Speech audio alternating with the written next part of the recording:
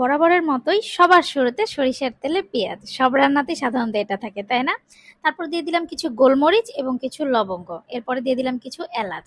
দেখতে থাকেন, অবশ্যই বলবো যে কি রান্না হচ্ছে। তারপর এটাকে আমরা ভালোভাবে ভেজে নিব। তারপরে দিয়ে দিব হচ্ছে দারচিনি, তেজপাতা দিয়ে তারপর হালকা আর একটু ভেজে নিব, যতক্ষণ না পেঁয়াজটা একটু ব্রাউন ব্রাউন হয় ততক্ষণ পর্যন্ত নেড়ে চেড়ে ভালো মতো ভেজে নিব, যাতে হচ্ছে নিচে না লাগে। এরপরে পরিমাণ মতো লবণ দিয়ে দিব।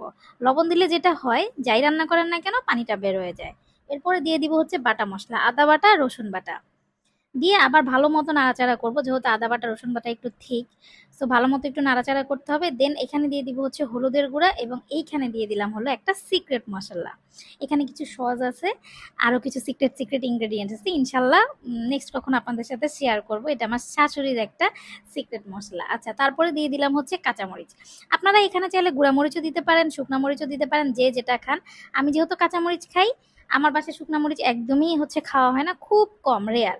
তো এই জন্য হচ্ছে আমি কাঁচামরিচ কেটে দিয়েছি চিড়ে, আপনারা চাইলে বেটেও দিতে পারেন। তো নিচে হচ্ছে লেগে যাচ্ছিল, তো এই জন্য আমি হলো একটু পানি দিয়ে দিলাম। দেন যখন মশলাটা এইভাবে কষে আসবে, একদম তেলটা ছেড়ে দিবে, তারপর আমি এখানে অ্যাড করব হচ্ছে গরুর মাংস। এখানে দেখেন আমি পরিমাণ মতো গরুর মাংস দিয়েছি, আপনারা আপনাদের সুবিধা মতো দিবেন। এখন কি বলে দিব যে কি রান্না করতেছি?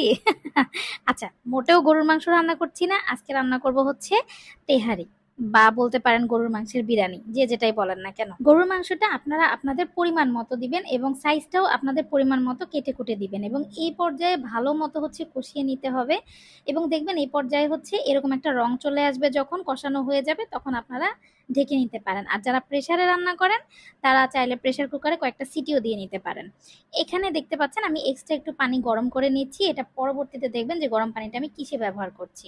এপাশে তো মাংস হচ্ছেই, আর এদিকে হচ্ছে পোলায়ের চাল সুন্দর করে ধুয়ে ছাঁকনিতে ছেঁকে নিয়েছি। আর আরেক চুলায় হলো পাত্র বসিয়ে দিয়েছি, পেঁয়াজে সরিষার তেল ভাজা হচ্ছে এবং ভাজাটা কিন্তু কড়া ভাজা হবে। এপাশে মাংস তো হচ্ছেই, মাংসটা হচ্ছে প্রপারলি সিদ্ধ হওয়া পর্যন্ত কিন্তু করতে হবে। আমি পেঁয়াজ যখন একদম প্রপারলি ভাজা হয়ে যাবে, এপাশে হচ্ছে ছেঁকে রাখা চালগুলো ঢেলে দিতে হবে এবং এটাকে কিন্তু আপনার ভালো মতো হচ্ছে ভেজে নিতে হবে। এই ভাজাটা যত সুন্দরভাবে হবে তত সুন্দর কিন্তু বিরিয়ানির স্বাদ আসবে। আই মিন আপনি একদম কটকটা যে ভাজবেন তা না, বাট এই যে তেলে চালটা ছেড়ে দিলেন, এখানে খুব সুন্দর করে নেড়ে চেড়ে যাতে হচ্ছে চালের একটা কালার আসে, এবং কোনো কিছু ভাজলে কিন্তু ওটার একটা ফ্লেভার আসে। আর পেঁয়াজটা যেহেতু কড়া ভাজা হয়েছে, সো ওটারও একটা ঝাঁজ কিন্তু আছে।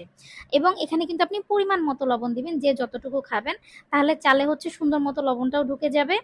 আর পোলাওয়ে মোটামুটি লবণ ঢুকে গেলে এখানে আর কিছু লাগে না।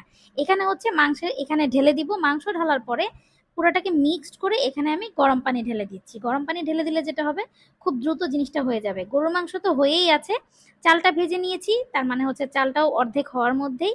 আর এখানে হচ্ছে পানিতে হচ্ছে বিরিয়ানি মশলাটা আমরা এই পর্যায়ে মিক্স করব। আমি আগেই কিছু কাঁচামরিচ দিয়ে দিয়েছি একদম টাটকা। তো এটাকে ভালো মতো নেড়ে চেড়ে হচ্ছে ঢাকনা দিয়ে ঢেকে দিব। দেন জাল হবে, পানিটা যখন নিচে শুকিয়ে আসবে আমাদের বিরিয়ানি কিন্তু রেডি হয়ে গেছে, এবং এত সুন্দর একটা ঘ্রাণ আসবে।